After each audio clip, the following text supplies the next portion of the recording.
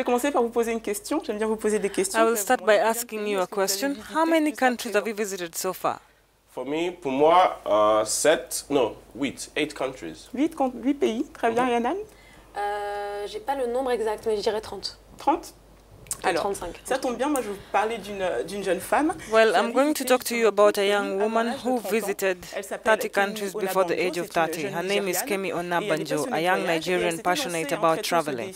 At a very young age, she challenged herself to visit 30 countries before the age of 30, all with an African passport. It is true that at first glance it may seem difficult with an African passport to travel not only the world but also to Africa.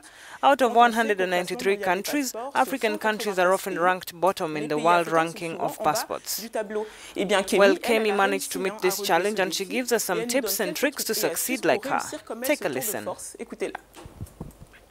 Do a lot of research and find out, the countries that have easier visas to go to. A good example of that is for a Nigerian, countries in West Africa, I don't need a visa. And the other big one is in Europe.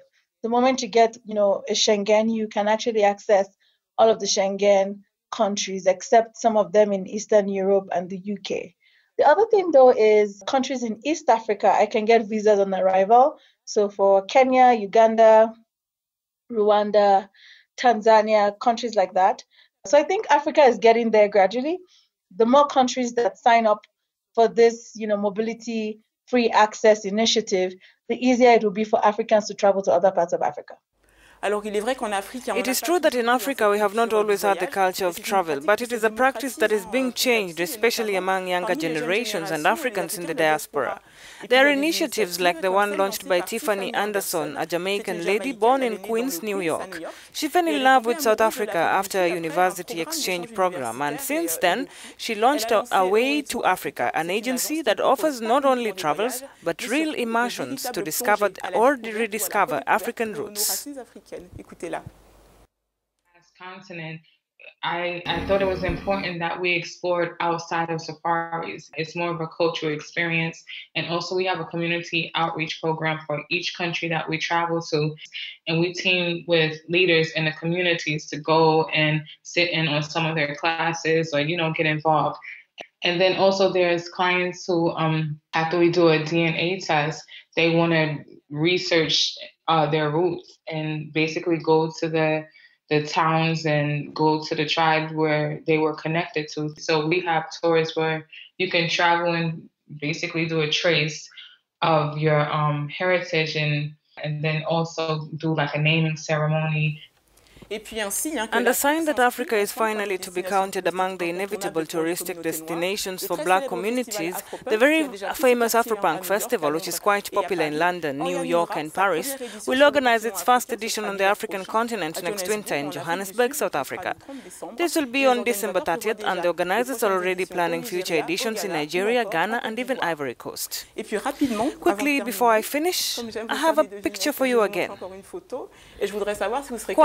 Quite an intriguing picture this time. Voilà. Posez une colle. Alors, ils ne sont pas en train de se noyer. C'est déjà ça. Je me dis que ça doit être un rite, mais... Ou alors, non, peut-être qu'elles apprennent à nager.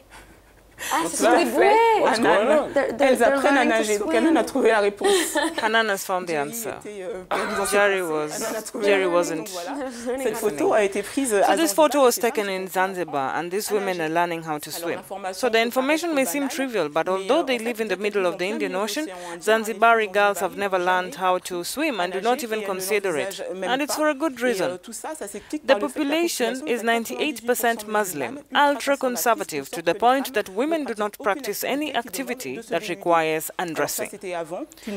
But that was before an NGO, Panji, got involved, providing them with bikinis and teaching them not only to swim but also first aid training. It was immortalized by an American photographer, Anna Boyazis, in a series of documentary photos called Bellini Island, just to show that progress does not necessarily require giving up one's cultural beliefs. All you have to do is to find the right solution. Quand on voit aussi les photos et puis la joie sur le visage de ces filles et la beauté. And if you see, it would have been a pity not to see the joy on their faces. On peut être au bord de l'océan comme ça et pas nager. Voilà, bah, la solution a été apportée. The solution has been taken to them. Merci. Thank you very much for being with us today. Je vous dis à très bientôt sur les antennes d'Africa News. Je suis Bridget Tugui.